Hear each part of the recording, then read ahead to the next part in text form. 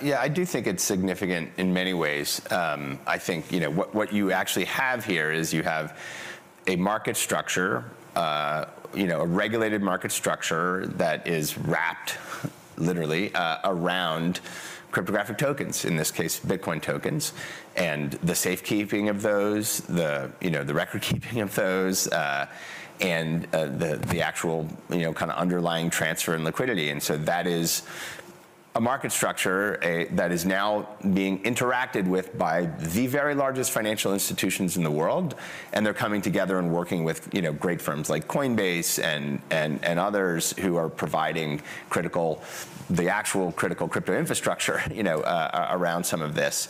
So I think it's a very significant moment because it's demonstrating that you can have a security or a digital token and you can have those work together. But I think the broader piece here is it underscores that, at least in the case of the SEC, and you can read Gensler's comments, and I think he's being pretty transparent about how he thinks about this, which is he lost a court case and he's just doesn't want to get sued again. That's kind of what he said, but I think there is more, because I think that the SEC has a much deeper understanding of this whole field and of the technology and of the operators and the risks and what kind of disclosures you might need. I think there's just a far greater understanding than 5 years ago, 4 years ago, 3 years ago. It just continues. And so, when Larry Fink gets on television the next day and says, this is just the tipping point. This is the tipping point towards tokenization.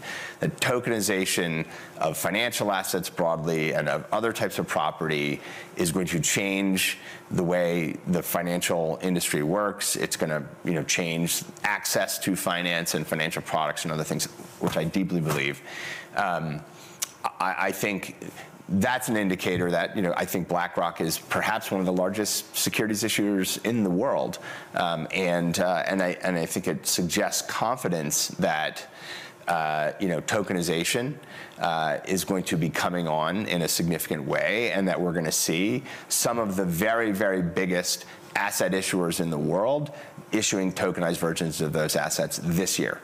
And so that's significant. And so I do think it is not just about, is this validation for Bitcoin? I think it's about the whole technology architecture, what it represents. And I think, we're all sitting here because people are interested, right? And that this is here, and it's not going away. And so I think it's a significant shift for all those reasons.